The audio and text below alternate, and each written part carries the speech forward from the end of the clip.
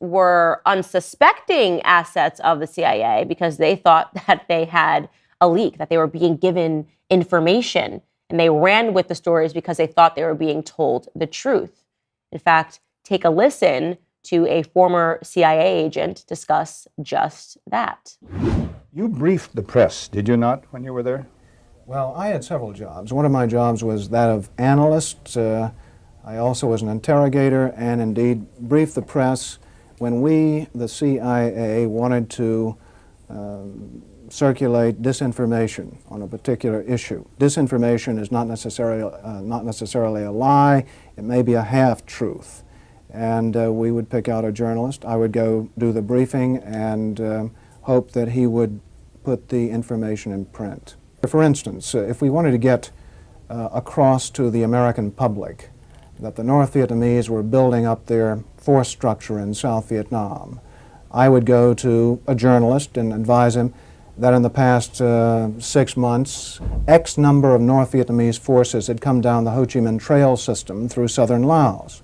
Now, there is no way a journalist can check that information. So either he goes with the information or he doesn't, and ordinarily or usually the journalist would go with it because it looked like some kind of exclusive.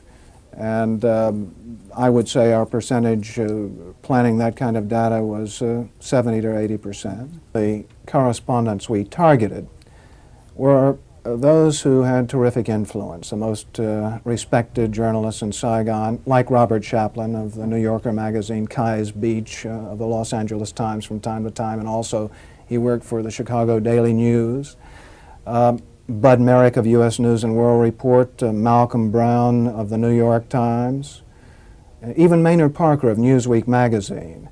We would go after these gentlemen. I would be directed to cultivate them, to spend time with them at the Caravel Hotel or the Continental Hotel, to socialize with them, and slowly but surely to try to gain their confidence by dolloping out valid information which was true.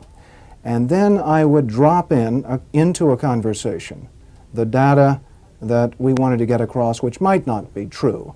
One piece of data, for instance, that we managed to plant in the New Yorker magazine had to do with a supposed North Vietnamese effort in 1973 to develop airfields along the border of South Vietnam.